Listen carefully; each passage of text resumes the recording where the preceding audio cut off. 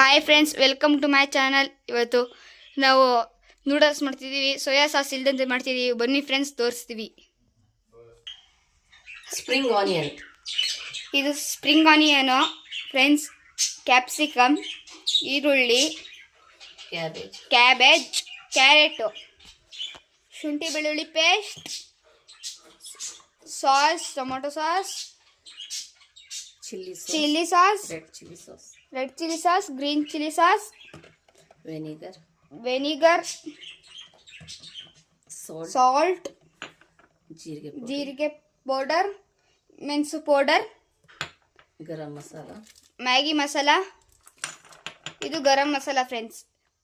ನಾವು ನೂಡಲ್ಸ್ನ ಬೇಯಿಸ್ಕೊಂಡು ಮಡಿಕೊಂಡಿದ್ದೀವಿ.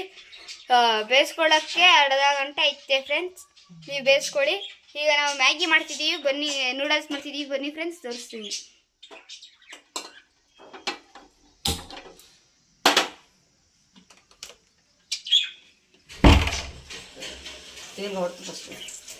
Friends, first ಎಣ್ಣೆ ಹಾಕಿ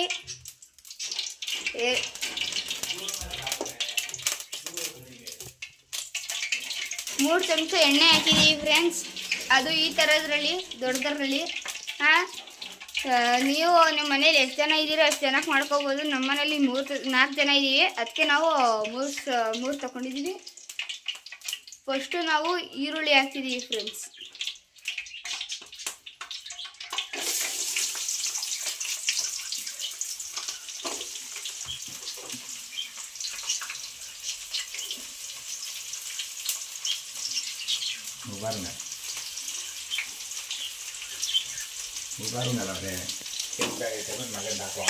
ಫ್ರೆಂಡ್ಸ್, ಕೆಂಪಗಾಗದಂಕ ಫ್ರೈ ಮಾಡ್ಕೋಬೇಕು ಫ್ರೆಂಡ್ಸ್ ಈರುಳ್ಳಿನ. ನೋಡಿ ಫ್ರೆಂಡ್ಸ್, ಕೆಂಪಗಾಗೈತೆ. ಈಗ ನಾವು ಕ್ಯಾಪ್ಸಿಕಮ್ ಹಾಕ್ಕೋತಿದ್ದೀವಿ,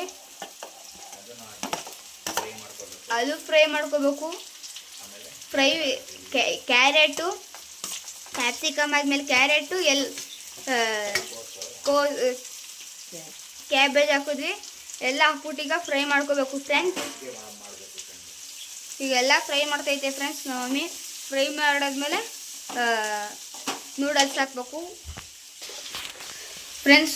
ಫ್ರೈ ಆಗೈತೆ. ಈಗ ಶುಂಠಿ ಬೆಳ್ಳುಳ್ಳಿ ಪೇಸ್ಟ್ ಹಾಕ್ತಿದ್ದೀವಿ.